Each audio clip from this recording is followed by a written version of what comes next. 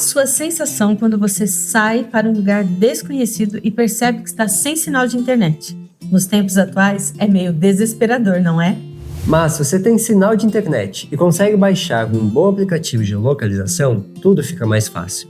É assim também com a profecia. Na última lição dessa temporada, nós vamos aprender sobre o que Deus revelou a Daniel e como ele o tranquilizou a respeito ao que aconteceria no futuro. Um homem, alguns reis e o fim é o tema da lição dessa semana. Eu sou o Matheus Diniz. E eu sou Neila Oliveira. E você está no canal LaMed, onde você estuda a Bíblia de um jeito diferenciado. A gente já está na última lição desta temporada, mas não tem problema, ainda dá tempo de você se inscrever.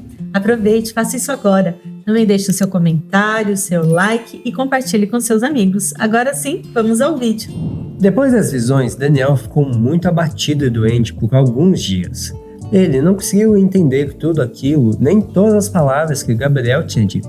Por isso, ele então voltou aos seus afazeres junto ao rei. Na sequência, nós vamos ver Daniel estudando a profecia que tinha sido revelada a Jeremias sobre os 70 anos em que Jerusalém ficaria desolada.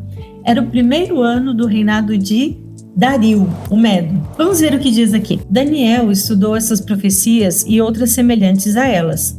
Como os acontecimentos indicavam que a mão de Deus estava em ação, Daniel dedicou especial atenção às promessas feitas a Israel.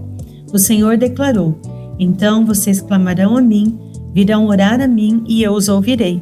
Vocês me procurarão e me acharão quando me procurarem de todo o coração." Era isso. Daniel tinha que se preocupar com o que estava mais perto de acontecer. Ele então percebeu, fazendo os cálculos, que esses 70 anos do cativeiro babilônico estavam muito perto de acabar. Daniel então decidiu colocar em prática o conselho divino. Ele começou a suplicar ao Senhor para que essas promessas se cumprissem logo, para que a honra do nome de Deus fosse defendida. A oração de Daniel é impressionante, porque ele se identifica com o povo. Vale a pena ler. Ele engrandece o nome de Deus, reconhece a justiça de Deus e também percebe que o castigo que Israel recebera tinha sido merecido, mas ele também suplica por redenção para que a honra do nome de Deus fosse restabelecida. Daniel não tinha feito nada de errado, muito pelo contrário. Tanto na Babilônia quanto no reinado Medo-Persa, ele tinha dado um ótimo testemunho do Deus a quem ele servia. Mas ainda assim, ele se identificou totalmente com os que tinham rejeitado o plano divino, confessando os pecados deles, como se fossem seus próprios pecados. Embora o céu tivesse chamado Daniel de muito amado, ele se apresentava diante de Deus como um pecador, mostrando com insistência a grande necessidade do povo que ele tanto amava. Sua oração, embora simples, expressou muito bem seus sentimentos. O início do reinado de Ciro marcou o fim dos 70 anos de exílio do povo de Judá em Babilônia. Ellen White, no livro Os Ungidos, nos diz o seguinte: Deus usou o livramento de Daniel na cova dos leões para criar uma impressão positiva na mente de Ciro. As nobres qualidades do homem de Deus como líder, cujas habilidades eram sem igual, levou o rei persa a ter grande respeito por Daniel e a honrar suas decisões. Deus então levou Ciro a entender as profecias escritas a seu respeito e a libertar o povo judeu. E olha só que coisa incrível! O rei leu as palavras que profetizaram mais de um século antes de seu nascimento, a maneira pela qual Babilônia seria conquistada. Leu a mensagem dirigida a ele pelo Rei do Universo. Ao estudar as palavras inspiradas, ele reconstruirá minha cidade e libertará os exilados, sem exigir pagamento nem qualquer recompensa. Seu coração ficou comovido e ele decidiu cumprir a missão que Deus indicou para ele. Ele libertaria os judeus cativos. Você sabe quem escreveu a profecia a respeito de Ciro? O profeta Isaías. E o mais surpreendente, Ciro não teve dificuldade nenhuma em acreditar no que estava sendo dito a respeito dele. Ele fez uma declaração escrita que foi publicada em todo o reino. E o que dizia essa declaração? Que todos os judeus que desejassem poderiam voltar para Jerusalém para reconstruir o templo do Senhor. E tem mais, todo o custo seria pago pela tesouraria do rei. E os utensílios que Nabucodonosor havia levado para a Babilônia do templo seriam devolvidos e colocados novamente no lugar onde eles deveriam estar. As notícias desse decreto chegaram até as províncias mais distantes e foram motivo de grande alegria.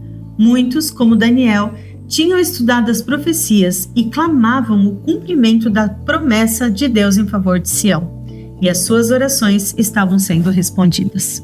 A história de Daniel não terminou por aqui. Ele teve outras visões além daquelas dos animais. E ele passou por um período de provas até ele realmente compreender tudo aquilo. Ele foi chamado de muito amado no céu. Já imaginou essa honra? O livro de Daniel termina no capítulo 12, com o próprio Miguel livrando o seu povo.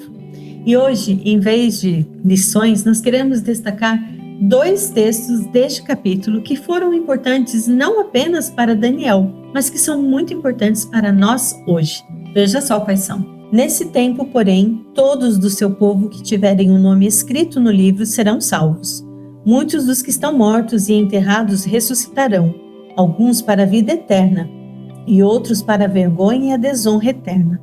Os sábios brilharão intensamente como o esplendor do céu, e os que conduzem muitos à justiça resplandecerão como estrelas para sempre.